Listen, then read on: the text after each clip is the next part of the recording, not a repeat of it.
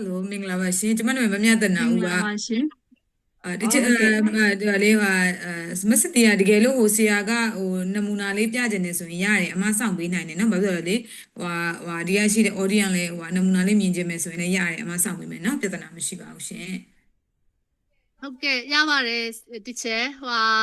ဆရာမုံလုံးကသူကနေမှာဆိုတော့ line မရအောင်ဆရာ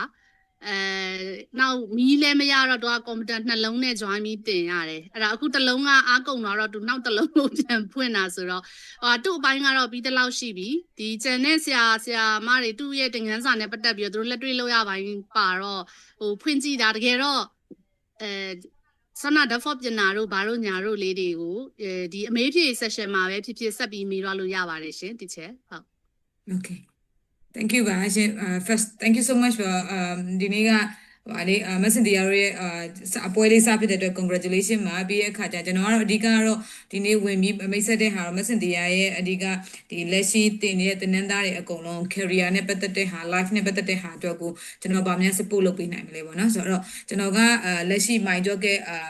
owner တယောက်ဖြစ်တယ်အဲ့တော့ကျွန်တော် program လေးကြောင်းရှင်းပြပေးပါမယ်အဲ့တော့မက်ဆင်ဒီယာတို့ဘက်ကနေတင်နန်းဘက်ကနေပြီးဆုံးသွားတဲ့လူတွေဆိုကျွန်တော်တို့ဘက်ကနေဘယ်လိုမျိုး chance လေးတွေလုပ်ပေးနိုင်တယ်ဆိုတဲ့ဟာလေးတစ်ချက်လေးကျွန်တော် share သွားပေးပါမယ်အဲ့တော့ကျွန်တော်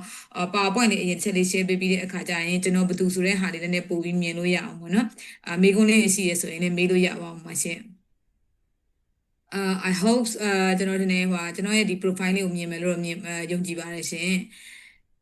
everyone ကျွန်တော်အကုန်လုံးလေးတွေ့ရပါလားရှင်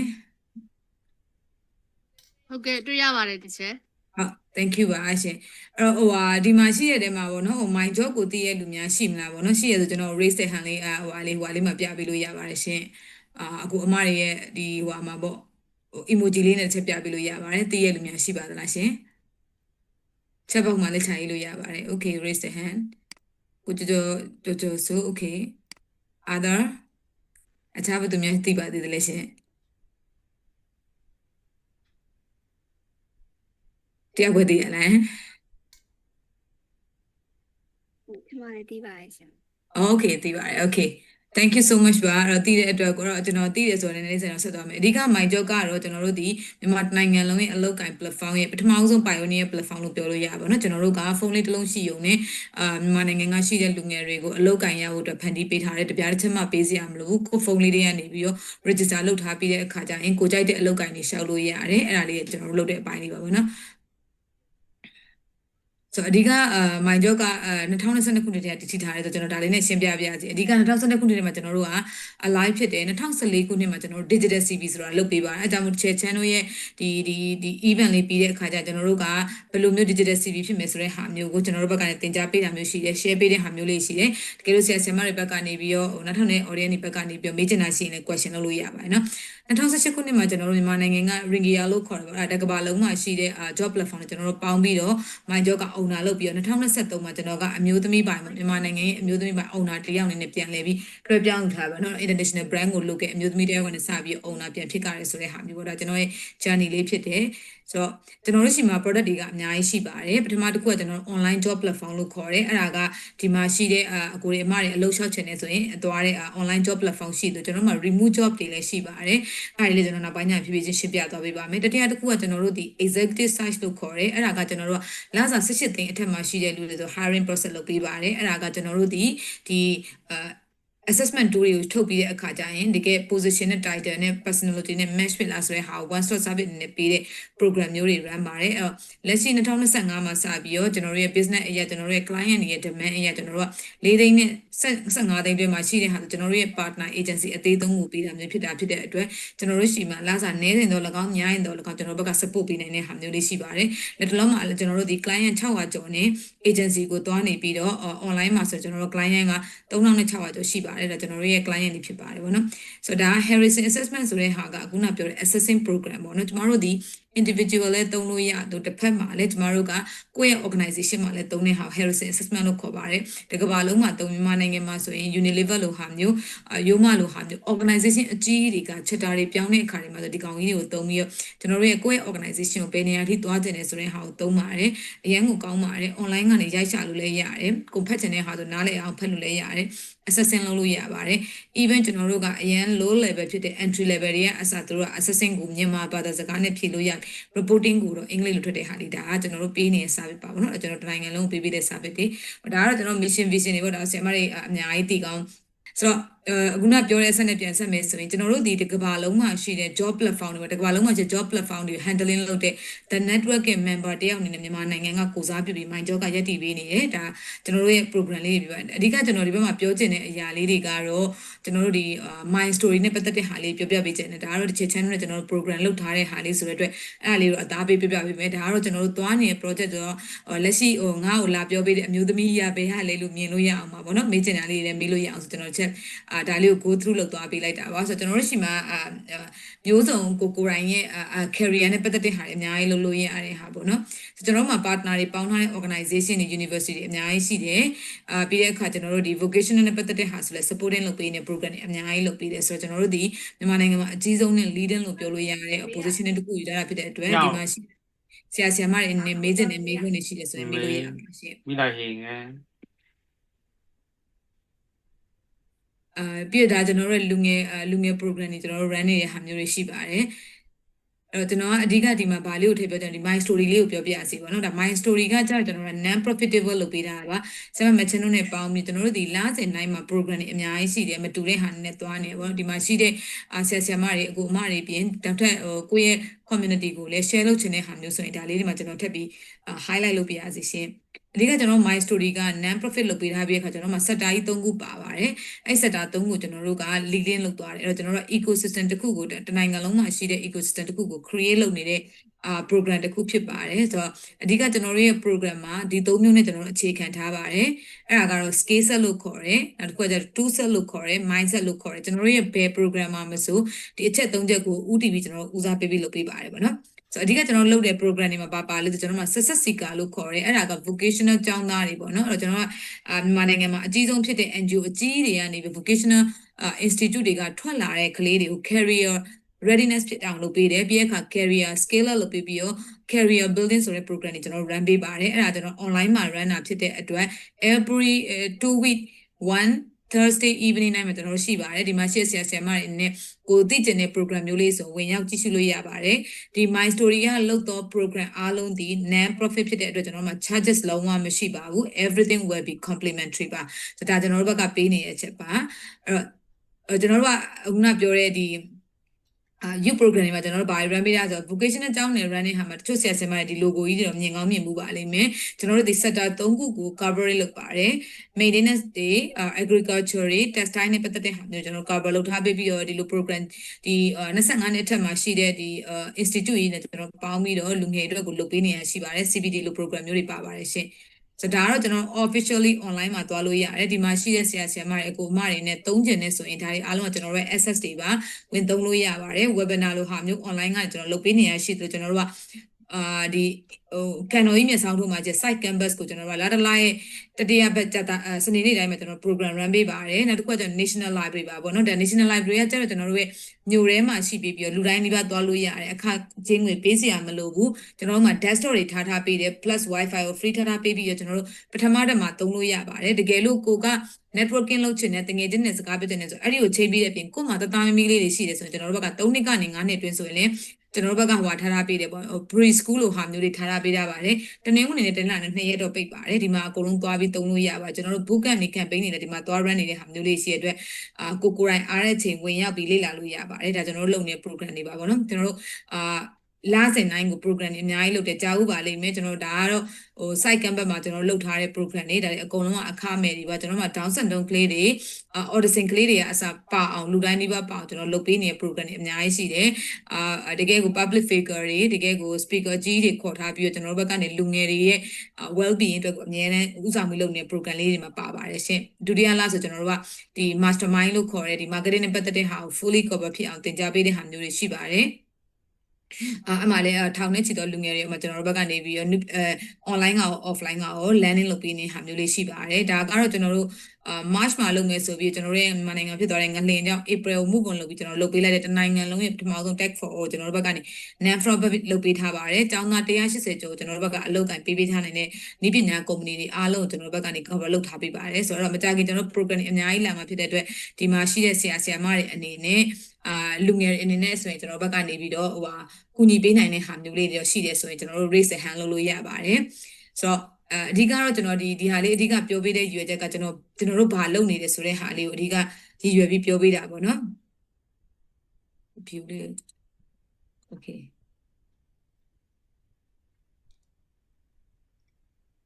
ဆိုတော့ကျွန်တော်အဓိကတော့ဒီနေ့မှာတော့ကျွန်တော်ပြောပေးရမယ့်ဟာကတော့အလုတ်ကင်ကြောင်းနဲ့ပတ်သက်တာပေါ့နော်ဆိုတော့အလုတ်ကင်ကြောင်းနဲ့ပတ်သက်တာဆိုတော့ဒီမှာရှိတဲ့အကိုမတွေမောင်နှမတွေဆရာဆရာမတွေနဲ့အလုတ်ကင်နဲ့ပတ်သက်တာဆိုဘယ်လိုဟာမျိုးမှာအခက်အခဲဖြစ်နေရတယ်နံပါတ်1 CV ရောပြင်ပေးပြီးွားပြီလားဒါလို့ CV ပြင်ထားရဲဆိုရင် CV မှာဘယ်လိုအခက်အခဲတွေရှိနေရဒါမှမဟုတ်ဘူးဆို CV ပြင်တဲ့အခါမှာဘယ်ဟာကကိုယ့်အတွက် critical ဖြစ်နေရလဲဆိုတဲ့ဟာကိုမေးလို့ရပါတယ် plus အလုတ်ကင်အတွက်ကိုအမတို့ဘက်ကတာဝန်ယူပေးပါမယ်နော်ဒီမှာရှိတဲ့နေလူတွေအနေနဲ့အလုတ်လျှောက်ချင်နေဆိုရင်အမတို့က Messenger ဘက်ကနေပြီး form လေးလုပ်ပေးထားတယ်အဲ့မှာအလုတ်လျှောက်ချင်နေဆိုအမတို့ဘက်ကနေ success seeker group ဆိုတဲ့ဟာလေးထည့်ပေးလိုက်မယ်အဲ့ဒီမှာကိုချောက်ချင်တဲ့အလုတ်ကင်ရဲ့ title လေးကိုပြောရဲဆိုရင်အမတို့ဘက်ကအလုတ်ရှာပြီးထည့်ပေးတဲ့ဟာမျိုးရှိပါတယ်တပြားတစ်ချက်မှပေးစီရမလိုပါဘူးဒါက non profit လုပ်ပေးထားပါဟိုးရုံးနဲ့ကမိုင်ကျော်ဒီ2012ခုနှစ်တည်းကဘယ်သူမှဆိုအလုတ်ရှာချင်နေဆိုရင်လာပြောရင်အမတို့ဘက်ကနေ support လုပ်ပေးတယ်အဲ့တော့အမတို့မှာ online ကကိုကြိုက်တာကိုရှောက်လို့လည်းရတယ် agency က recommended ပေးတာလုပ်လို့ရတော့အမတို့မိုင်ကျော်မှာprofile showcase LinkedIn လိုမျိုး profile showcase တင်လို့ရတဲ့ဟာမျိုးလေးလည်းရှိတာဖြစ်တဲ့အတွက်ကိုကြိုက်တဲ့ဟာကိုရွေးချယ်လို့ရပါတယ်ရှင်ဆိုတော့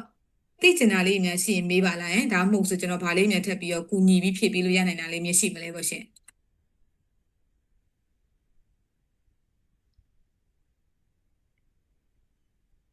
ဟုတ်ကဲ့တချေအခုလောလောဆယ်ပေါ့နော်survey form ကိုကောက်ထားပေးတယ်ဒါကလည်းဒီချက်အကြံပေးလို့ဒီစနပြောတယ်လို့သူတို့ interest တွေကဘာလဲနောက်သူတို့အသက်အရွယ်အပိုင်းခြားသူတို့လုပ်ငန်းအတွေ့အကြုံနောက်ပြီးတော့မှသက်ဆိုင်တဲ့သူတို့ရဲ့ sector ပေါ့နော်ဘယ် interest လဲဆိုတဲ့ဟာအဲ့ဒါလေးပအောင်လို့ survey လေးကောက်ထားတယ်အဲ့တော့အဲ့ survey ထဲမှာအခုလက်ရှိမြင်နေရတာကတော့ပေါ့နော်တချို့ဆိုရင်သူတို့ကအလုပ်ကိုနားထားတာဆရာဟုတ်နားထားလိုက်ပြီမဲ့လဲသူတို့ရဲ့အလုတ်ကင်ဆိုတဲ့ထဲမှာဒီလောက်ခဲ့ဘူးတဲ့အဖွဲ့အစည်းရဲ့နာမည်ကိုရေးထားတယ်ပေါ့နော်တကယ်တမ်းလက်ရှိမှာသူတို့ကအလုတ်နားထားတယ် unemployment ပေါ့ဟုတ်အဲ့လိုလေးပါနေရလေးတွေ့ရတယ်ပေါ့လေအဲ့လိုမျိုးလေးတွေလည်းရှိပါတယ်ဒီချက်အဲ့တော့တကယ်ဒီဆနာတော့ job opportunity survey form ကို apply လုပ်ကြတဲ့သူတွေကဆနာပြောတဲ့ဒီချက်ပြောတဲ့ဒီ success seeker ဘက်ကနေတွားဖို့တဆင့်ကြံနေသေးတာပေါ့နော်ဘာလို့လဲဆိုဒီဘက်က organize လုပ်ထားပြီးတယ်ဒီမှာ Cynthia network ပဲဖြစ်ဖြစ်ဒါ teacher network ပဲဖြစ်ဖြစ်တည်ရဲ့လူတွေကနေပြီးတော့မှစိတ်ဝင်စားသူမြည်သူမဆိုဒါအကုန်လုံး public open to all ဖွင့်ချထားပြီးတဲ့အတွက်ကြောင့်မို့လို့သူတို့ဒါရှောက်လာတင်တယ်အခုဒီနေ့တက်ရောက်လာကြတဲ့ဆရာမတွေထဲမှာလည်းရှောက်လာမတင်ရသေးဘူးဆိုရင်လည်းဒါတင်ကြဖို့အတွက်တိုက်တွန်းပါတယ်။ဘာကြောင့်လဲဆိုတော့ဒါဆရာမတို့ဘက်ကစီစဉ်ဆောင်ရွက်ပေးထားတာက lifelong service ဖြစ်ပါတယ် FOC ပါဒီရှောက်မဲ့သူတွေဘက်ကတပြားတစ်ချက်မှကုန်ကြစရာမလိုပါဘူးဒီစောနာရောကပြောတဲ့ website မှာပဲဖြစ်ဖြစ်ဆရာမတို့ platform ရှိတယ်မြန်မာနိုင်ငံမှာပထမဆုံး platform လို့သိရတယ်ပေါ့နော်အဲ့ဒီမှာတင်ထားခြင်းအပြင်နားလဲတဲ့လောက်ကတော့ကိုကရှောက်ချင်တဲ့အလုပ်ကိုလည်းတွားရွေးယူလို့ရတယ်လို့ employer တွေဘက်ကteacher တို့နဲ့ချိတ်ဆက်ထားတာဖြစ်တဲ့အတွက်ကြောင့်မလို့ client တွေကအဲ့ဒါဘယ်သူ့တော့မြင် pick up လုပ်ချင်ပါတယ်ဆိုတာမျိုးတွေလည်းလာတယ်လို့သိရတယ်ပေါ့နော်အဲ့ဒါကြောင့်မလို့တော့ဒါစိတ်ဝင်စားတဲ့လူမျိုးမဆိုအဲ့ဒီ platform ပေါ့အဲ့တော့ဈားထဲမှာ gap လေးဖြစ်နေရလေးတခုတည်းချက်အခုက survey form နဲ့တင်မှာဒီပေါ့ကျမတို့ Cynthia group ကနေ launch လုပ်ထားတဲ့ survey form မှာတင်သူကရက်နေတာပေါ့အဲ့လို့ဆိုရင်ဒီစိတ်ဝင်စားတဲ့လူရှိတယ်ပေါ့တချို့စရင်လဲပို့ပေးထားတာလေးရှိပါတယ်အဲ့တော့သူတို့ကနေမှတစင်တချို့ရဲ့ဆွမ်းနာရော network နဲ့အဲ့ platform ကိုချိတ်ဆက်ဖို့လိုတာပေါ့အခုလက်ရှိမှာလဲမြန်မာနိုင်ငံရဲ့အနေထားအရ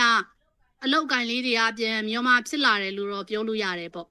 အဲ့တော့အလောက်ကိုင်နေရလဲတောက်လျှောက်ခေါ်နေရလဲသိရတယ်ဆိုတော့ဒီကရှောက်လာတင်မဲ့ဆရာမတွေကိုလည်းဒါပေါ့နော်တခြားဘေးထွက်ဆိုကြိုးမရှိစီဘဲနဲ့ဘာကြောင့်အဲ့လိုပြောရတယ်လဲဆိုတော့ teacher တို့အဖွဲ့အစည်းက ဒါမြန်မာနိုင်ငံမှာ teacher ကလူငယ်ရေးရမှာလဲဒါဥက္ကဋ္ဌဖြစ်တယ်ပေါ့လေအဲ့တော့ဒီ non profit ဖက်မှာပေါ့အဲ့လိုမျိုးဖြစ်တဲ့အတွက်ကြောင့်မလို့ confidential လိုမျိုးကိစ္စတွေဒါတွေကိုအထူးအလေးထားပြီးတော့မှဆောင်ရွက်တဲ့အဖွဲ့အစည်းမျိုးဆိုတာလေးတွေကိုအားလုံးကိုသိအောင်လဲကျမသိထားတဲ့လောက်မျှဝေပေးချင်ပါတယ်ပေါ့အဲ့ဆို teacher စင်ထပ်မေးချင်တာကအခု survey form မှာရက်သွားတဲ့သူတွေရှိတယ်အဲ့ survey form ကနေမှ teacher တို့ရဲ့အဲ့ platform ကိုဘယ်လိုကူးရမလဲပေါ့ teacher ဆောနာတော့ group ထဲထည့်ပေးမယ်လို့တော့ပြောလိုက်တာတော့ကြားမိပါတယ်ရှင်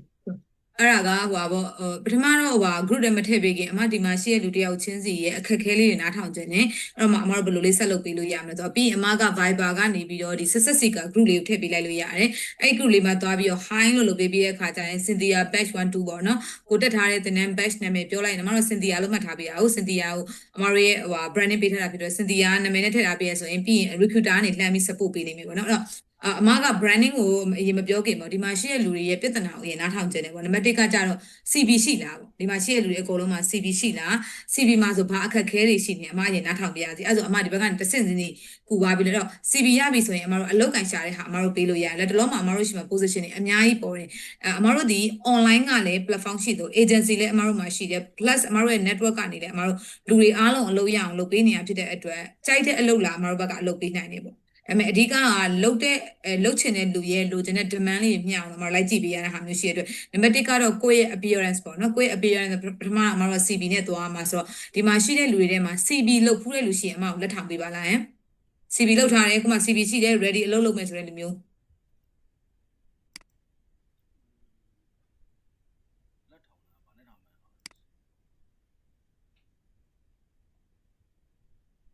းကျန်တဲ့လူတွေက CV မရှိတာလားဒါမှမဟုတ် CV လုပ်ဖို့အခက်အခဲရှိတာပြောတာလားဆရာမဟုတ်တယ်ရှင် CV ဖောင်ပြောတာပါရှင်ဟို my job က CV မှာဟို CV ပြောတာလားဒါမှမဟုတ်ကျွန်တော်တို့မဟုတ်ဘူး any kind of my job က CV ရလို့မဟုတ်ဘူးအကိုတို့အမတို့ဒီမှာရှိတဲ့လူကအမတို့မှာပဲ6ဘယ်ကဘာပဲ6အမဘက်ကနေရောနံပါတ်1ကကြတော့အမကငါးဖက်နီးကိုတင်ပေးရမှာရှင်တို့ငါးဖက်နီးကိုတင်မှတော့ကို့မှာအလုပ်တစ်ခုလျှောက်တော့မယ်ဆိုရင်ကို့ CV ဖောင်ရှိလားအဲ့တော့ CV ဖောင်ရှိတဲ့လူရှိရဆိုအမကိုလက်ကလေးတစ်ချက်ထောင်ပေးပါရှင်အဲ့ဆိုအမ CV ဖောင်မှာမှားလိမှားတဲ့ဟာလေးကိုရှင်းပြပေးမယ်ကိုယ့်ရဲ့ CV ဖောင်ကိုဘယ်လိုရောင်းတတ်တယ်ဆိုတဲ့ဟာ skill လေးကိုအမအလကားတင်ပေးလိုက်လို့ရတယ်ပြီးတဲ့အခါကျအမတို့ဘယ်လိုနည်းလေးဆက်သွားမယ်ဆိုတဲ့ဟာလေးပြပြပေးလို့ရအောင်ပါရှင်အဲ့တော့ဒီမှာ CV ဖောင်ပြရတဲ့ဟာ9ယောက်ဟုတ်လားတန်းတဲ့လူတွေက CV ဖောင်မရှိတာလားဒါမှမဟုတ်လုပ်ဖို့ခက်ခဲတာလားဒါမှမဟုတ်ကိုယ့်အတွက်ဘယ်ဟာအခက်ခဲဖြစ်တာလဲကျမတို့ဒီမှာရှိနေတဲ့အချိန်ကျရင်မေးပါအဲ့တော့မှကျမဒီကူညီပြီးဖြည့်ပေးလို့ရမယ်ကူညီပြီးတော့ issue ကို solve လုပ်ပြီးတော့ကျမကိုခေါ်တဲ့အဓိကရွေးချက်ကျွန်တော်တခုခုဖြည့်ရှင်းကြတယ်ဟုတ်တယ်မလားအဲ့တော့ကျမအဲ့ဒါလေးကူပေးလို့ရအောင်ဆိုတော့ CV ဖောင်ကျန်တဲ့လူက CV ဖောင်မရှိတာလားဒါမှမဟုတ် CV ဖောင်လောက်ကတာခက်တာဒါမှမဟုတ် CV ဖောင်မလုပ်တတ်တာလားအမဘာလေး support လုပ်ပေးလို့ရနိုင်မလဲ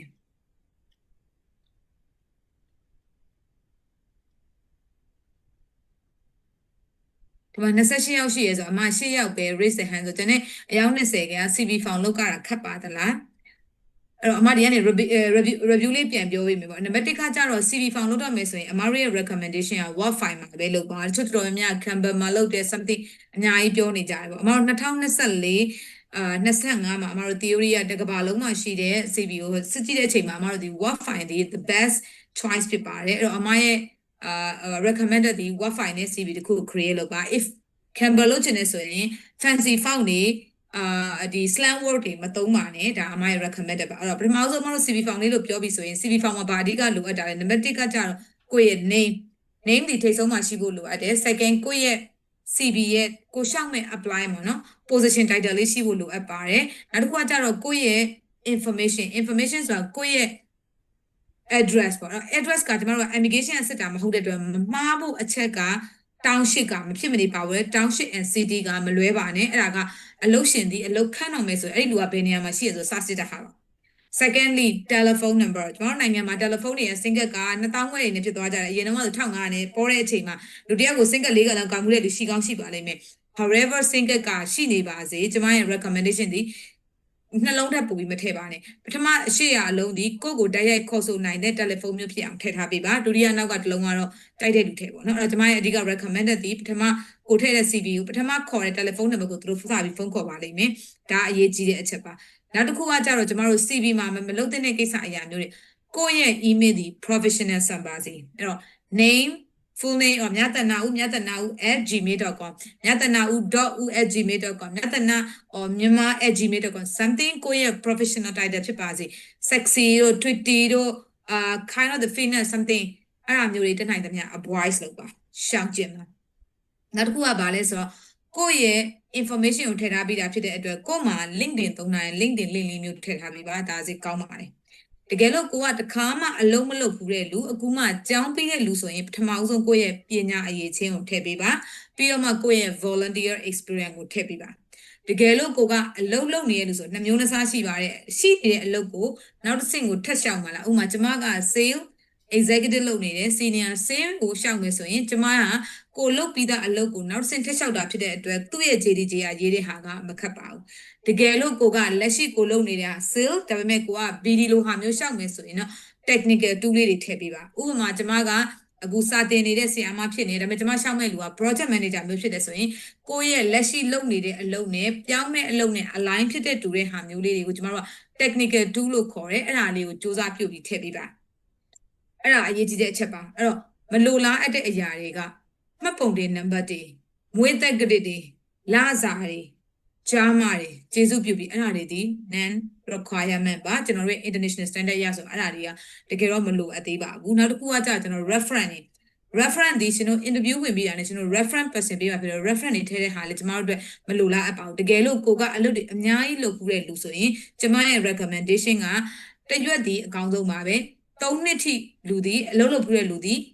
စာမျက်နှာတစ်မျက်နှာတည်းလုံလောက်ပါတယ်9နှစ်ထိရှိတဲ့လူက2မျက်နှာမှာ9နှစ်ကနေ15နှစ်ထိ3မျက်နှာထက်ပေါ်တာဘယ်သူမှစိတ်ဝင်စားပါဘူးအဲ့တော့ကျမတို့ recruiter တွေဒီအလုပ်ခန့်တော့မယ်ဆိုချိလိုက်တဲ့ CV တွေ claim ဖြစ်ဖို့လိုအပ်တယ်ဒါကျမတို့ကြည့်နေတဲ့အချက်ပါနောက်တစ်ခုကကျမတို့ရဲ့ social ကို claim လေးလုပ်ထားဖို့လိုအပ်ပါတယ်ဒါကျမတို့ရဲ့များသောအားဖြင့်ကိုဒီ position အကြီးတွေကိုရှောက်တော့မယ်ဆိုဒီအချက်ကလေးကို reliable လုပ်ဖို့လိုအပ်ပါတယ်ဆိုတော့ဒါအဖြစ်နေတဲ့ပြဿနာနောက်တစ်ခုကကျတော့ကျမတို့ရှိမှာအစိုးဆုံးနဲ့အမှားဆုံးပြဿနာကဘာလဲဆိုအလုပ်တော့ရှောက်ပါတယ်ဒါပေမဲ့လက်ရှိလုပ်နေတဲ့အလုပ်ဒီဟိုးအောက်ဆုံးရောက်နေတဲ့ဟာမျိုးဖြစ်တတ်ပါတယ်ကျေးဇူးပြုပြီးတော့ကျမတို့ရဲ့ထည့်ရမယ့် CV file format design ဒီလက်ရှိလုပ်နေတဲ့အလုပ်ဒီထိတ်ဆုံးကဖြစ်ကြပါမယ်အဲ့ဒီကနေပြီးအနောက်ကိုကက်လျက်သွားတဲ့ဟာမျိုးလေးလုပ်တယ်ဆိုရင်တော့အကိုအမတွေရဲ့ CV တွေကပိုကောင်းပါမယ်အဲ့တော့ CV ကိုရတဲ့အတိုင်းမဟုတ်ဘဲနဲ့ကိုဒီ CV တခုကိုရှောက်ခံနေကြရင် tailoring လုပ်ပါ tailoring ဆိုကိုယ့်ရဲ့ကိုယ်တိုင်းနဲ့ဖြစ်အောင်လုပ်ပြီးတော့ရှောက်ပါနောက်တစ်ခုကကျကျွန်တော်တို့ရှိမှာ mind ဒီဟိုပါ subject လို့ story လို့ခေါ်ကိုယ့်ရဲ့ profile လို့ရေးတဲ့အခါကျလူတိုင်းရေးတဲ့ keyword တွေမသုံးပါနဲ့ I am hard worker I am good listener something ဒီလိုစကားလုံးတွေမသုံးမဲ့နဲ့တနိုင်တမျှကိုယ့်ရဲ့passion ကိုပေါ်ပြတဲ့ keyword လေးတွေသုံးပါလက်ရှိ ChatGPT တို့ Gemini တို့လက်ရှိ Grok ဆိုရင်ကျွန်တော်အရင်သဘောကျတယ်အခု Elon Musk ကနေ launch လုပ်လိုက်တဲ့ကိစ္စမျိုးဆိုရင်တကယ်ကိုမိုက်တယ်သူကတကယ်ကို data ကိုယူပေးတဲ့ဟာလည်းအရင်ကောင်းတယ်မြန်မာ version နဲ့လည်းကောင်းတယ်ကျေးဇူးပြုပြီးသုံးပါဒါပေမဲ့ तू ကတော့ VPN ခံရတယ်အဲ့လိုဟာမျိုးလေးသုံးပြီးတော့ငါဒီဘယ်လိုမျိုး passionate ဖြစ်တာလဲအဲ့တော့ငါရဲ့ profile လေးကိုငါ့ကိုစာလုံးဘလောက်နဲ့ရေးပေးပါဆိုတော့ဟာကောင်းကောင်းခိုင်းလို့ရပါတယ်ကျေးဇူးပြုပြီးတော့ try မှာ test လုပ်ပါအဲ့ကြောင့်ကျမတို့ပြောခဲ့တယ်ကျမတို့ mind story ဒီ skill set က two set က mindset တွေကိုသင်ပေးတာဖြစ်တဲ့အတွက်ဘယ်လို tool တွေကိုသုံးရမှာလဲဘယ်လို skill တွေကိုသိထားရတယ်ဆိုရင်ဘယ်လို mindset ကို prepare လုပ်ထားရင်ကျမတို့အလုပ်ကိုင်တော့ပို့ရမယ်ဆိုတဲ့ဟာလေးကျမထပ်ပြီး remind လုပ်ပေးချင်ပါတယ်ဒါကျမ CV နဲ့မှာပါတဲ့တဲ့ဟာ brief အနေနဲ့လေးပြောလိုက်တာပါမေးခွန်းမေးစရာများရှိပါသလားရှင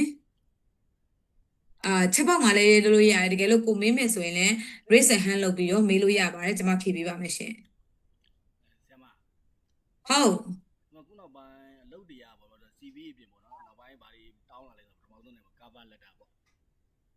cover letter ပေါ့ cover letter တွေကလည်းအများကြီးမရောက်မှာ one page ပဲပေါ့အဲ့တော့ကျွန်တော် professional တော့မပြောတော့ဘူးလေcover letter နဲ့ရေးတဲ့ခါ one page ပဲရေးတဲ့ခါမှာအဓိကပေါ့နော်ဆိုပေါ့နီဒန်းရယ်အဓိကကတော့စာကူရယ်နီကုန်းရယ်ပေါ့သုံးပိုက်ပဲရေးတယ်အဲ့တော့ professional ဘောမပြောဘဲနဲ့ဘာကိုအဓိကထားပြီးရေးမလဲဆရာမနေတဲ့အကြံဉာဏ်ပေးလို့ရတယ်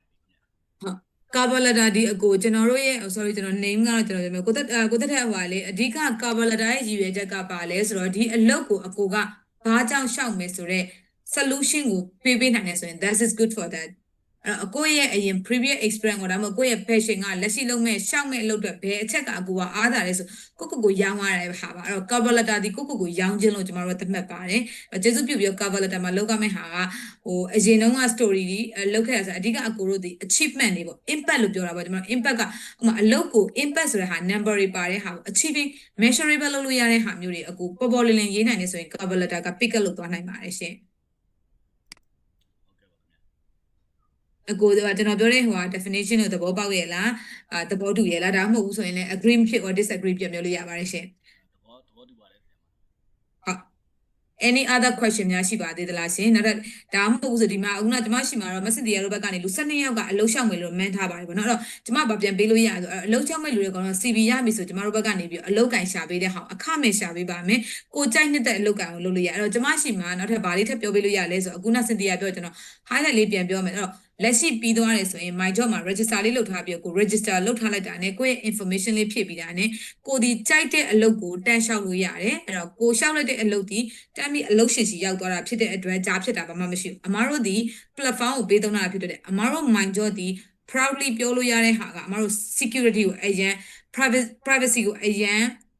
်သတိထားပါတယ်အကိုတို့အမားတို့ရှောက်တဲ့ company ကလွယ်ပြီးအခြားအကိုတို့အမားတို့ CV ရောက်သွားလို့မရပါဘူးဒါကျမတို့ရဲ့ privacy ဖြစ်ပါတယ်အဲ့တော့ဘာလို့လို့ရဆိုကိုကိုတိုင်းအလုပ်ရှာလို့ရအဲ့တော့ကို online မှာရှိတယ်ကြိုက်တဲ့အလုပ်ကိုကိုက clickable နှိပ်ပြီးတော့ damn CV ကအလုပ်ရှင်ကြီးရောက်သွားပြီးရှောက်လို့ရတော့အလုပ်ရှင်နဲ့ direct communicate လုပ်ရတဲ့ channel လေးတစ်ခုပါပါတယ်အဲ့ဒါကအလုပ်ရှင်ကို damn message မေးလို့ရတဲ့အချက်တွေလည်းအမားတို့မှာပါတယ်သုံးကြည့်ပါ second ကကြတော့အမားတို့ရှိမှာ profile showcase လို့ခေါ်ပါတယ် my job မှာကြည့်လိုက်အောက်မှာလူပုံလေးတွေနဲ့အများကြီးပေါ့အဲ့ဒါတွေ real person တွေပါသူတို့တွေအမားတို့တွေ LinkedIn version လိုမျိုးကိုယ့်ရဲ့ profile ကိုလာကြွားထားတာအဲ့တော့သူတို့ကကိုကြိုက်တဲ့အလုပ်ရှင်ကလာပြီးသူတို့ကိုဓာတ်ရိုက်ခေါ်လို့ရ open ဖွင့်ပေးထားတာဖြစ်တဲ့အတွက်သူတို့ကြိုက်နေတဲ့ဟာကိုသူတို့ရွေးချယ်လို့ရအဲ့တော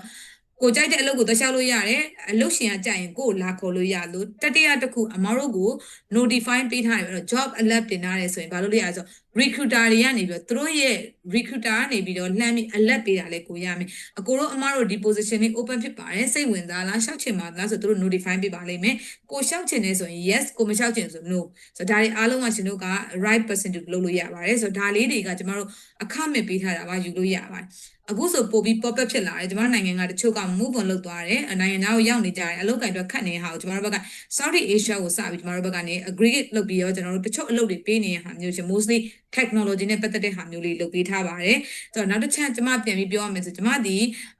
global setup work လို့ခေါ်တယ်တနိုင်ငံလုံးကပေးတယ်ဒီ ecosystem of the hero ကိုတကဘာလုံးဆိုင်ရာပေါ့နော်တနိုင်ငံလုံးကနေပြီးမဟုတ်ဘဲနဲ့တကဘာလုံးကနေပေးတဲ့ global leader ဖြစ်တဲ့အတွက်ကျမ Saudi Asia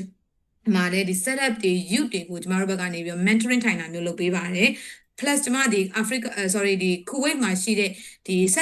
setup company တွေ SME တွေဆိုကျမဒီ vice president နဲ့တာဝန်ယူထားပြီးသူတို့ရဲ့ setup business တိုးတဲ့ဟာမျိုးလုပ်ပေးနေပါတယ်လက်ရှိမြန်မာနိုင်ငံမှာလည်းလုပ်ပါတယ်အဲ့တော့မြန်မာနိုင်ငံမှာဆိုရင်ဒီ my story ကိုကြည့်လိုက်ခြင်းအဖြစ်ကိုကအခုမှအလုပ်လုပ်ချင်တယ်လူဒါမှမဟုတ်ကိုက setup business မျိုးလုပ်ချင်တယ်ဆိုကျမတို့ဘက်က consultation ပေးပါတယ် require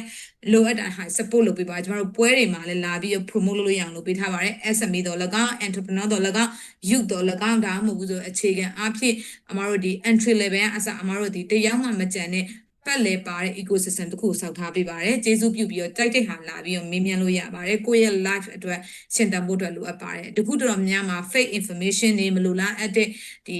information တွေ brain drain ဖြစ်နေတဲ့အချိန်မှာကျွန်တော်တို့နိုင်တဲ့ဟာလေးကို support လုပ်ပေးထားပါတယ်ရှင်ဆိုတော့ any question လေးများရှိပါသေးသလားရှင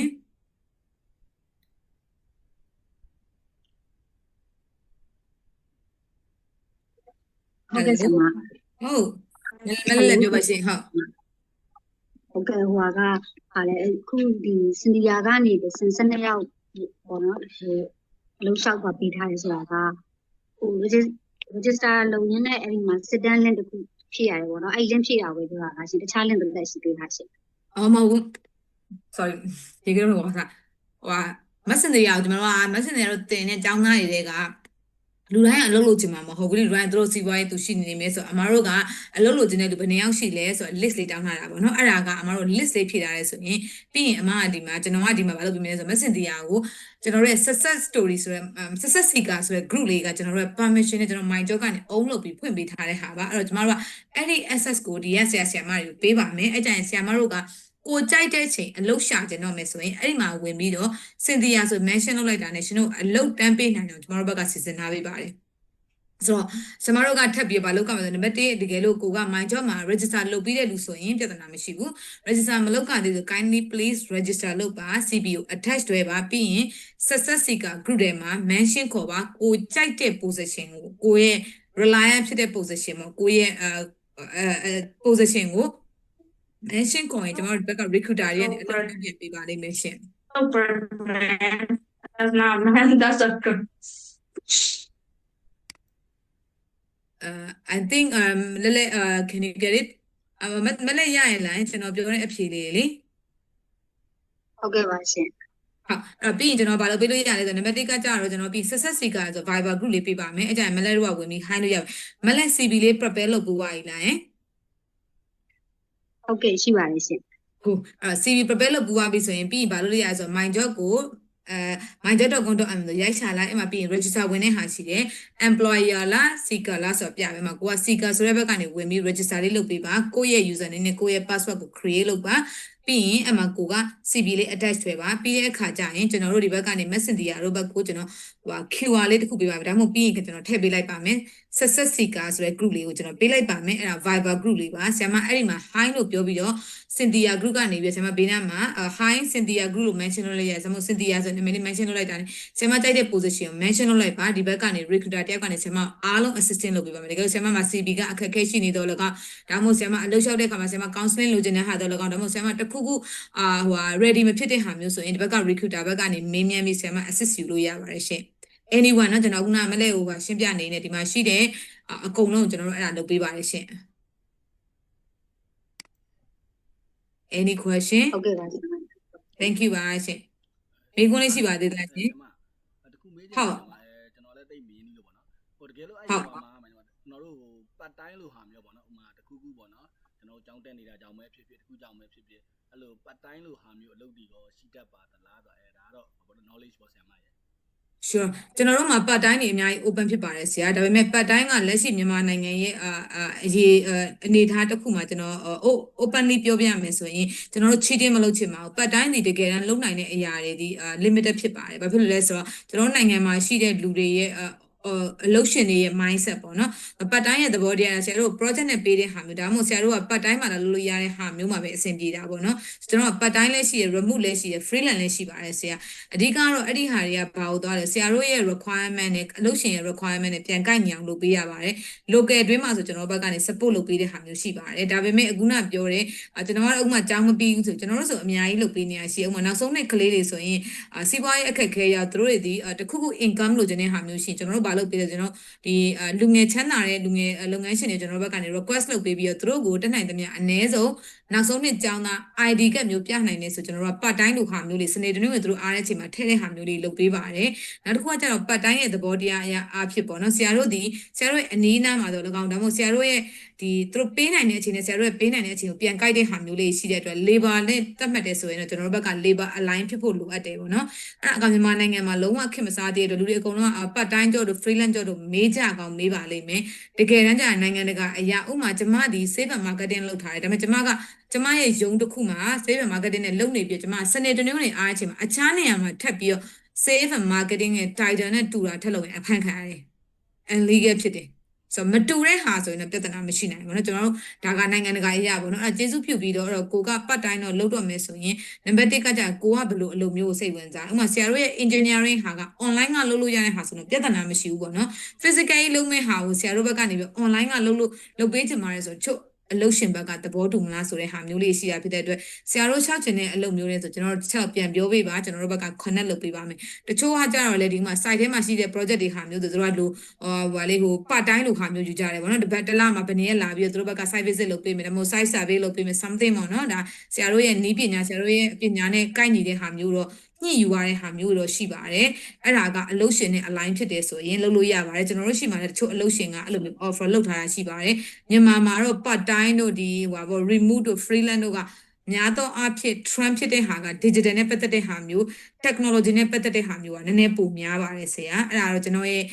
ဒီလက်ရှိရှိတဲ့9နှစ်ကျော်တက်တန်းတွင်မှာရှိတဲ့ဒီဟိုပါ feedback လေးကိုကျွန်တော်ပြန်ပြောပေးတာပါရှင်ကျေးဇူးတင်ပါတယ်ဆရာမရပါတယ်ဆရာဟုတ် any other question လေးများရှိပါသေးသလားရှင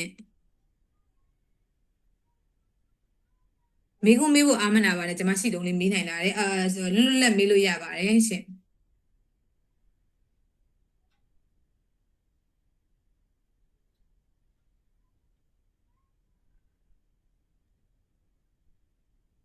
ဟုတ်မေးခွန်းလေးမေးမယ်လို့မရှိပါသေးလားရှင်ဟုတ်ကဲ့ teacher ဟု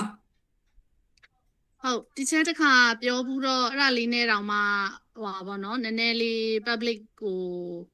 exposure လုပ်ပေးထားတာလေးရှိတယ်ပေါ့သူတို့ launch လုပ်ပေးထားတယ်အခြေခံလစာ3သိန်းကနေ300 300လောက်ထိပေါ့နော်အဲ့လောက်ထိ teacher တို့ recruitment လုပ်ပေးနေရဆိုတာမျိုး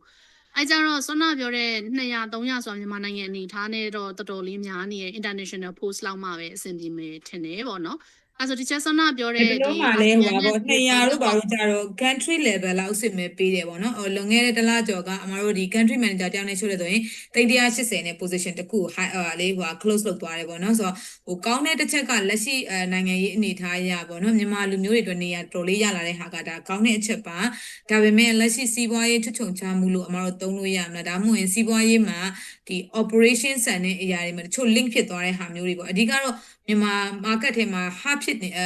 hardly ဖြစ်နေတဲ့ဟာ tech နဲ့ပတ်သက်တဲ့ position တွေဆိုရင်လည်း hard ဖြစ်တယ် mostly senior position တွေနောက်တစ်ခုကကျတော့လက်ရှိမြန်မာမှာပို့ပြီးတော့ gap ဖြစ်သွားတဲ့ဟာကအရန်ဟို entry level လို့ခေါ်လို့ရမလားပေါ့နော်ကျမတို့ရဲ့ဒီ3သိန်းကနေပြီးတော့8သိန်းတွင်းမှာရှိတဲ့ဟာတကယ်ကိုပျောက်ထွက်သွားတာပေါ့နော်ဆိုတော့အဲ့ဒီဟာကြီးကတော့မြန်မာ market မှာတော့ demand ရှိပါတယ်ဟုတ် ဟုတ်ကဲ့ကျေးဇူးပါတီချယ်ဟုတ် any other question လေးများရှိပါသေးလားရှင် ဟုတ်တော်တော်များများစင်တီယာဖက်မှာရှိတဲ့ဒီ candidates တွေပေါ့သူတို့တွေတော်တော်များများကတော့ဒီ technician တွေတော့၎င်းဒါမှမဟုတ်ရင်ဒီ technical ဘိုင်းနဲ့ဒီချက်ပြောဘူးတလို့ဒီ white collar တွေလည်းဖြစ်တယ်နောက် blue collar တွေလည်းဖြစ်တယ်ပေါ့နော်သူတို့ဒါမျိုးအစုံပါတယ်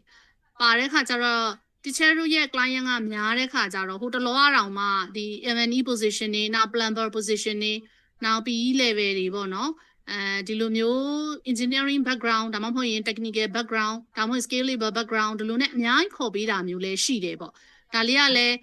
းဒီချက်နဲ့ပြောထားတာရှိတော့ညာလဲဒါဒီနေ့တက်လာတဲ့လူတွေထဲမှာတိကျမိတာရှိကောင်းရှိမယ်ကျမကတော့ group တွေထဲမှာတော့အနည်းတန်းတော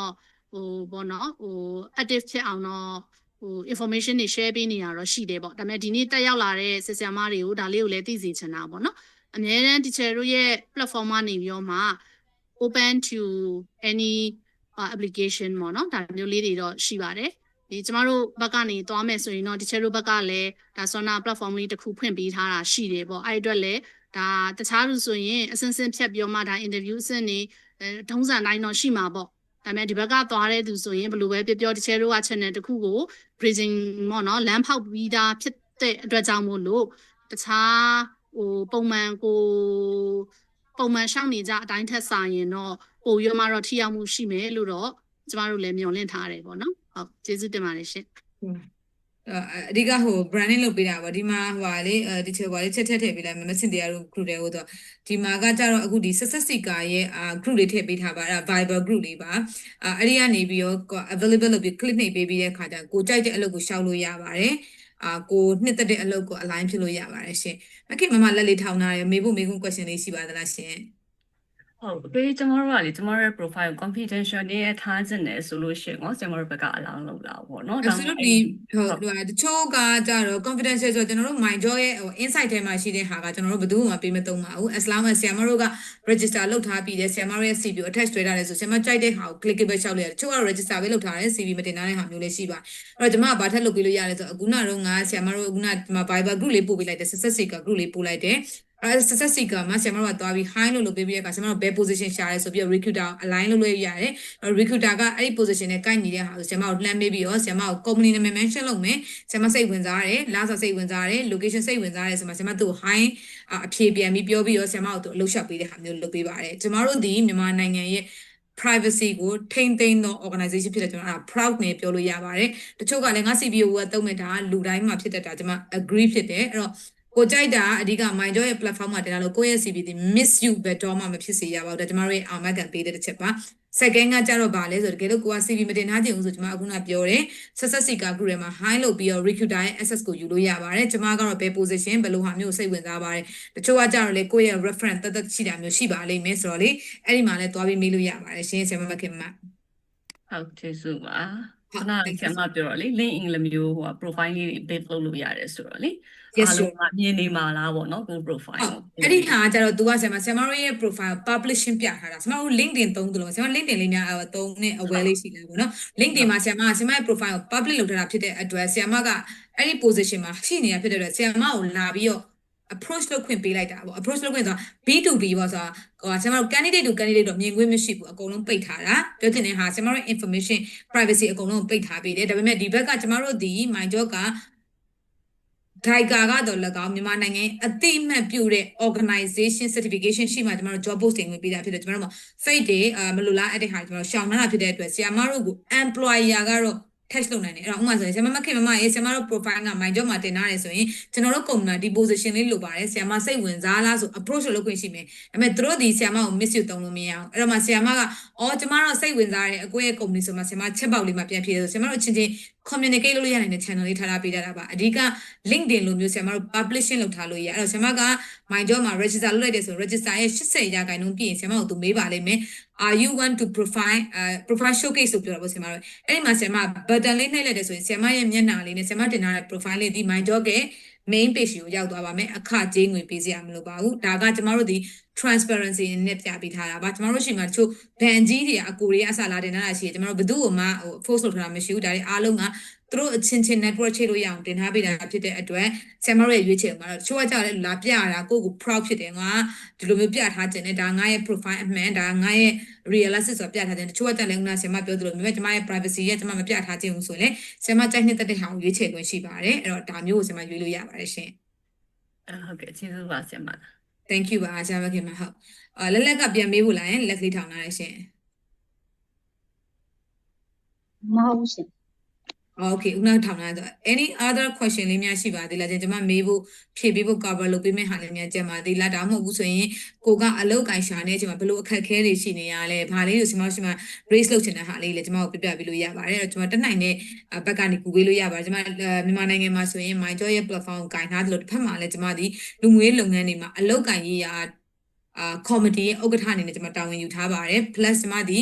လက်ရှိလူငယ်တွေရဲ့ဖွံ့ဖြိုးတိုးတက်မှုအတွက်ကိုကျွန်မဒီ entrepreneurship တွေဒီလက်ရှိရှိရဲ့ mentorship တွေကိုကျွန်မဘက်ကအများကြီးလုပ်ပေးပါတယ်ဒါဆိုမဲ့ messenger တို့ကောင်းကောင်းသိပါတယ်ပေါ့နော်ဆိုတော့ဟိုတကယ်လို့မေးချင်တာရှိရဲဆိုကျွန်မရဲ့အချိန်ဒါ messenger ကဒါကျွန်မရဲ့ one of the admire ဖြစ်ကြတဲ့ဟိုလည်းပါတာပေါ့နော် mentee လည်းပါတာဖြစ်တော့ကျွန်မဒါလေးကိုဝင် join ပေးတာပါပေါ့နော်ဆိုတာမှအဖြစ်ကျွန်မလည်းကျွန်မ schedule လေးနည်းနည်းလေးပြည့်ချို့ကျွန်မ event လေးလုပ်ပေးတဲ့ဟာမျိုးလေးရှိတယ်လာ join လို့ရပါတယ်ကျွန်မပွဲတော်များများမှာလည်း cover လုပ်ပေးတဲ့ဟာမျိုးလေးရှိပါတယ်ဆိုတော့အခုချိန်ကကျွန်တော်တို့အခွင့်အရေးရရှင်မေးစရာမေးခွန်းများရှိပါသေးသလားရှင်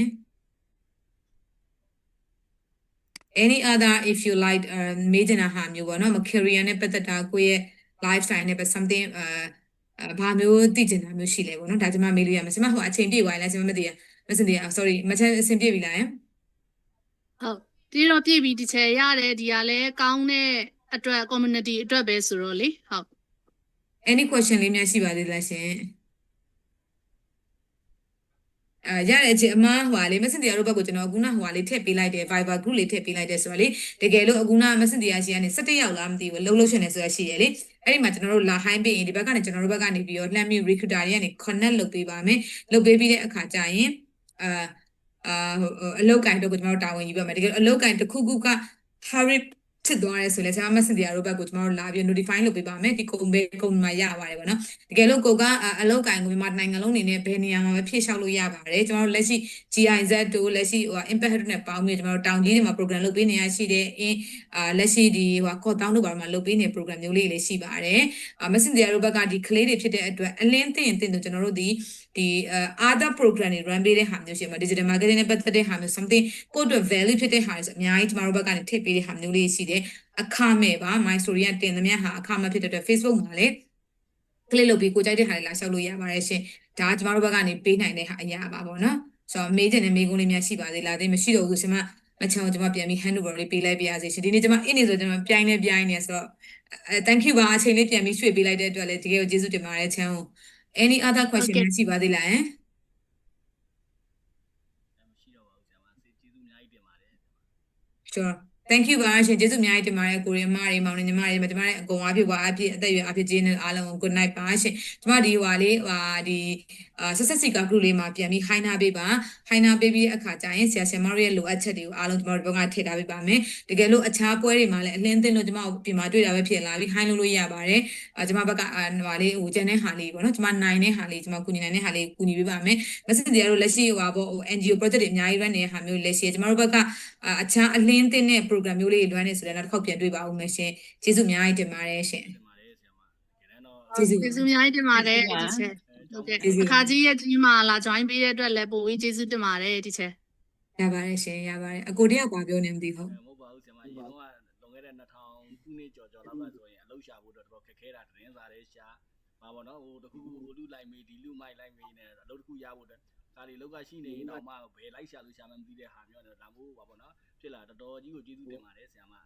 ကိုကျေးဇူးတင်ပါတယ် thank you ပါရှင်အရင်တော့ဆိုအလုပ်ရဖို့ဆိုအသိရှိမှဆိုတဲ့စကားရှိတယ်လေအခုကအသိရှိစရာမလိုဘူးဒီကဘာလုံးကအလုပ်ကိုဆရာတို့က my job ကနေ go through လုပ်လို့ရပါတယ်နောက်တစ်ခုကကျွန်တော်တို့က transparency ပြည့်ပေးထားတာဖြစ်တဲ့အတွက်ကျွန်တော်တို့နိုင်ငံကဒီ brain drain ဖြစ်နေတဲ့ဟာလေကျွန်တော်အများကြီးကူပေးချင်တာရှိတယ်ပေါ့နော်ဆိုဒါလေးတွေကတော့ကျွန်မအမျိုးသမီးပိုင်းပေါ့နော်မြန်မာနိုင်ငံအမျိုးသမီးတယောက်နဲ့ပြန်ယူခွင့်ရတဲ့အတွက်လည်းကျွန်မအများအားကုန်ယူတယ်ပြီးတဲ့အခါကျကျွန်မနိုင်ငံကအမျိုးသမီးတွေကျွန်မနိုင်ငံကလူငယ်တွေပေါ့နော် mostly မရှိလို့သူများနိုင်ငံသွားပြီးအလုပ်လုပ်ကြရမယ်ဆိုမဲ့ဟာ well educated မဖြစ်လို့agent ကိုပတ်စံမတရားပေးရတဲ့အဲ့အမျိုးတွေကျွန်တော်တို့အများကြီး cover လုပ်ပေးချင်သေးတယ်ပေါ့နော်ဒါပေမဲ့အဲ့တွေကလည်းအခြေအနေတစ်ခုခုပေါ်မှာမူတည်နေတာဖြစ်တဲ့အတွက်တော့ကျွန်တော်တို့ပို့စူးစမ်းပါမယ်ဆရာဆရာမတို့ရှိကဟိုအင်အားလေးလိုပါတယ်ဟိုကျွန်မဘက်ကအကောင်းဆုံးနဲ့စူးစမ်းပြီးအလုပ်ရှာပေးနိုင်အောင်စူးစမ်းပေးပါမယ်ကျွန်တော်တို့ဘက်ကအခကြေးငွေတစ်ခုမှမယူထားပါဘူးဒါကျွန်တော်တို့ platform လွှမ်းတာပါဒါပေမဲ့ကျွန်တော်တို့အခကြေးငွေယူတဲ့သူက client ပါဆရာတို့ဒီဟိုပါပေါ့ဟို client ကကျွန်တော်တို့ရဲ့ platform ကိုလာသုံးနေဆိုရင်လည်းသူတို့က platform 3ခဆိုပြီးကျွန်တော်တို့က subscriber နဲ့ယူတာမျိုးတော့ရှိပါတယ်ဒါကကျွန်တော်တို့ဒီ advertisement လုပ်တာကျွန်တော်တို့ဒီ video ကိုမှ charges လုပ်တာမဟုတ်ပါဘူးရှင် ကျေးဇူးတင်ပါတယ်ဆရာမအများကြီးကျေးဇူးတင် thank you ပါရှင် thank you ပါရှင် ပါရှင်ဟုတ်ကဲ့ have a good night ပါရှင်အဲ့ဒါတော့ကျွန်တော်ထွက်လိုက်ပါမယ်နော်မစနေနော် ဟုတ်ကဲ့ ဟုတ်ကဲ့ပါရှင်ဟုတ် ဟုတ်